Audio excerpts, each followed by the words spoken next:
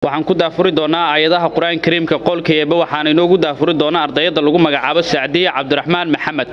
Saadiya Cabdiraxmaan Maxamed ardaydaas ayaa noogu daafuri doonto si taxadar leh aan u dhageysan hadalkan ha yaraado intay socota xafladan. A'uudhu billahi minash shaytaanir rajiim. Bismillahir rahmanir rahiim.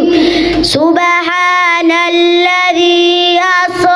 بعبده ليلا من المسجد الحرام إلى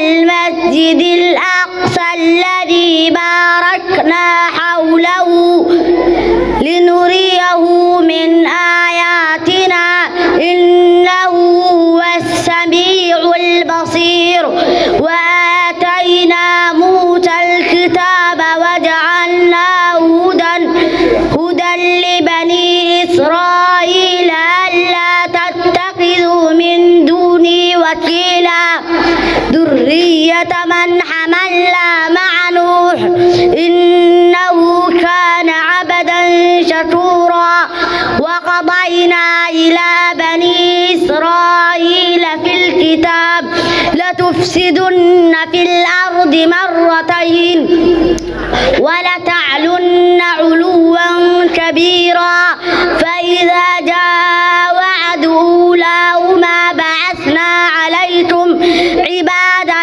لنا أولي بأس شديد فجازوا خلال الديار وكان وعدا مفعولا ثم رددنا لكم الكرة عليهم وأمددناكم بأموال وبنين وجعلناكم أكثر نفيرا إن أحسنتم لأنفسكم وإن أسأتم فلها فإذا جاء وعد الآخرة ليسوءوا وجوهكم وليدخلوا المسجد كما دخلوه أول مرة وليتبروا ما علوا تتبيرا. صدق الله العظيم. آيات القرآن الكريم waxay daafur ahaayeen xafladan qiimaha iyo qayb badan oo ay soo agaasimeen macadka Imaamul Haramayn ee barashada Qur'aanka Kariimka arday wax ka baratana maanta ay halkaan ku qalin jabinayaan.